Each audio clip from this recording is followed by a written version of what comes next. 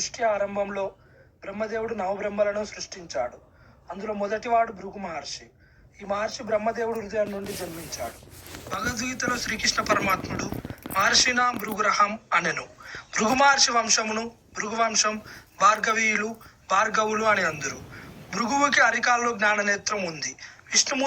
విష్ణుమూర్తి జ్ఞాననేత్రాన్ని చిదపటం వల్ల భృగుడికి గర్వభంగం అయిందని ఒక కథ కూడా ఉంది. భృగు మహర్షి ఖ్యాతిదేవిని వివాహమాడెను. వారికి దాత విధాత అను కవల పిల్లలు జన్మించెను. శ్రీ మహాలక్ష్మి అను కూతురు కూడా జన్మించెను. శ్రీ అను కన్యకను శ్రీ మహావిష్ణువుకిచ్చి వివాహం చేసెను. భృగు మహర్షి రెండో భార్య పేరు పులోమ. ఈమె కర్దమ ప్రజాపతి దేవహితుల కుమార్తె. భృగు మహర్షి మూడో భార్య పేరు ఉషణ. ఈమె ఊర్జో మహర్షి కూతురు.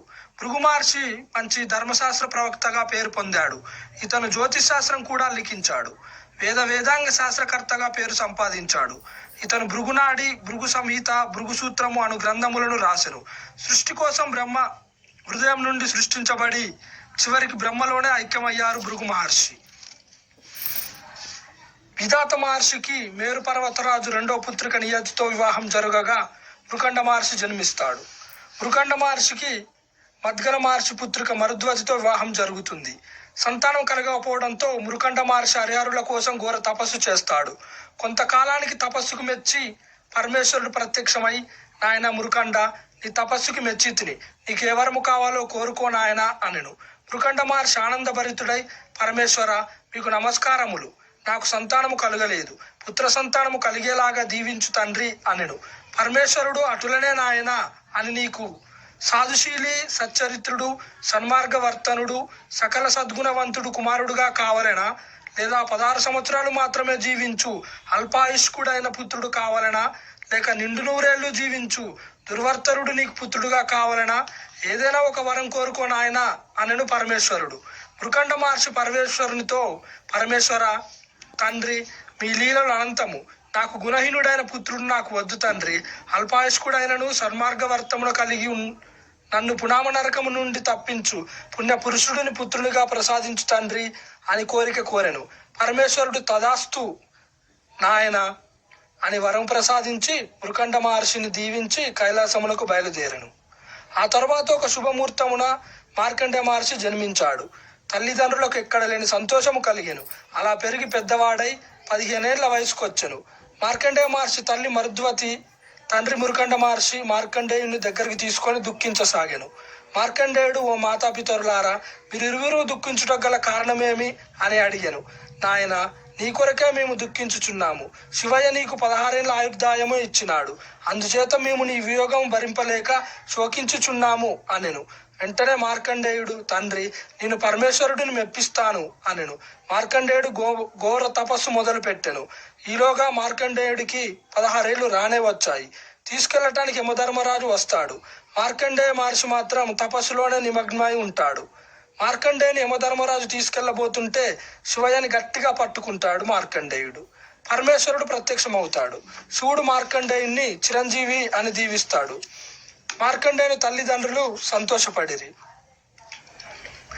పరమేశ్వరుని శాపముచే యమధర్మరాజు కాలువాసురునిగా జన్మిస్తాడు. కాలువాసురుడు బ్రహ్మదేవుడు కోసం ఘోర తపస్సు చేస్తాడు. బ్రహ్మదేవుడు ప్రత్యక్షం అవుతాడు. నాయన, నీకు ఏ వరము కావాలో కోరుకో అనెను.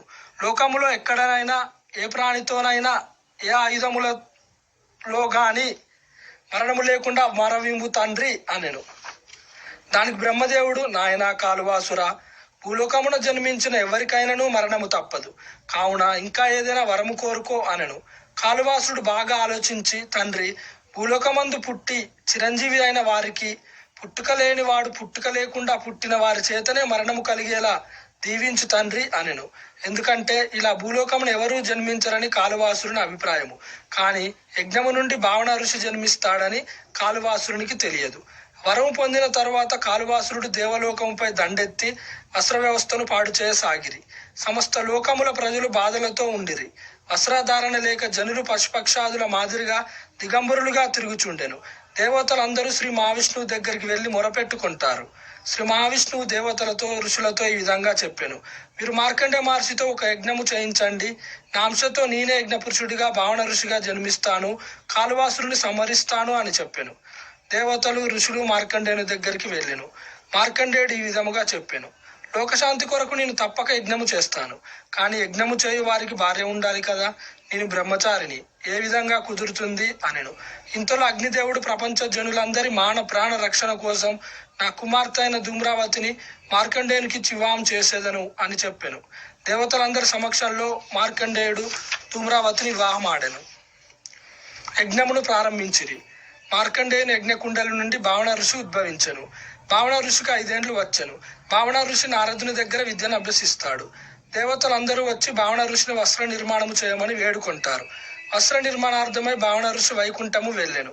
శ్రీ మహావిష్ణువు నాభి నుండి పద్మతంతువులను పొంది మగ్గము నేర్చి పట్టు వస్త్రములను ఆ మహావిష్ణువుకి సమర్పించెను. బ్రహ్మలోకమునకు వెళ్లి దేవతలందరికీ వస్త్రములను ఇచ్చెను. దేవతలందరూ ఆనందభరితులయ్యిరి. భావన ఋషికి సూర్యదేవుని కుమార్తె భద్రావతిని ఇచ్చి కళ్యాణము చేస్తారు. భావన ఋషి అత్తమామలైన ఛాయాదేవి సూర్యదేవుల కోరికపై కొంతకాలము అత్తగారింట్లో ఉండెను. శ్రీ భావన ఋషి భార్యతో కైలాసము నుండి వచ్చుట గమనించిన కాలువాసురుడు భావన ఋషితో తలపడతాడు. కాలువాసురుడిని భావన ఋషి సంహరిస్తాడు. మరణించిన కాలువాసురుని దేహము నుండి ఒక దివ్య తేజస్సు ఉద్భవించి పరమేశ్వర శాప విముక్తుడైన యమధర్మరాజు నిజదేహముతో కనపడెను. విజయుడైన భావన ఋషి భద్రావతిని తీసుకుని కనకాద్రి